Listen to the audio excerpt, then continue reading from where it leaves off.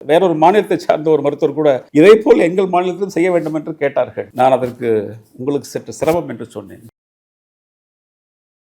நாங்கள் எப்படி உட்காந்து பேசிக்கிட்டே இருக்கும்போது ஒரு ஆக்சிடென்ட் கேஸ் வருது. அடிபட்டு வந்தார். நான் சும்மா உட்காந்துருந்தேன். நம்ம என்ன தான் பண்ணுவோம், கடன்னு அந்த ப்ளீடிங் பாயிண்ட் எல்லாம் அரெஸ்ட் பண்ணாங்க, க்ளீன் பண்ணாங்க, ட்ரெஸ்ஸிங் போட்டாங்க, டிடி போட்டாங்க, நியூரலாஜிக்கல் டெஸ்டிங், கண்ணெல்லாம் பார்த்தாங்க, மூளையில் அடியில்லைன்னு சொல்லி.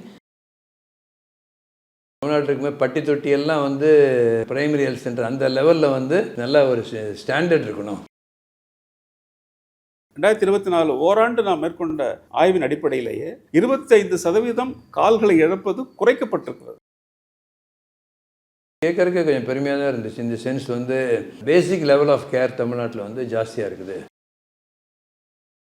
நீங்கள் சொல்லும்போது இந்த பாதம் காப்போம் திட்டம்னு சொல்லும்போது அது மக்களை தேடி மருத்துவம் இருக்குது, அதனுடைய ஒரு எக்ஸ்டென்ஷனா இல்லை அது தனியாக? ஆக்சுவலி இந்த வந்ததே வந்து மக்களை தேடி மருத்துவம் வந்ததுக்கப்புறம் தான் இதெல்லாம் அடுத்தது வர முடியும். ஏன்னா வந்து இது செய்யணும்னு சொன்னாவே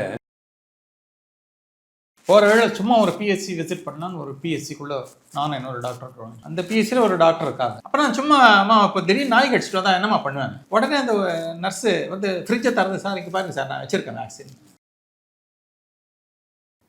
நான் மருத்துவக் கல்லூரியில் சேருகின்ற காலத்தில் வந்து அதிகமான உயிரிழப்புகளை ஏற்படுத்தியது தொற்று வியாதிகள். அதுக்காக நம்ம தடுப்பூசி எல்லாம் போட்டு நம்ம கற்றுக்கொண்டு வந்தோம். சிஸ்டம் இப்போ டெவலப் பண்ணியாச்சு. அந்த ஏர்லி அறிகுறிகள் இருந்தாலுமே பிஹெச்எல் ஹாஸ்பிட்டல் இதே மாதிரி அதிகம் வந்து ரத்தம் ஒரே இருந்து தடுக்கிறதுக்கு, கரைக்கிறதுக்காக மருந்து கொடுத்தாங்க. பிரெயின் டிஷ்யூ டேமேஜ் ஆகாம நம்ம காப்பாற்றோம்.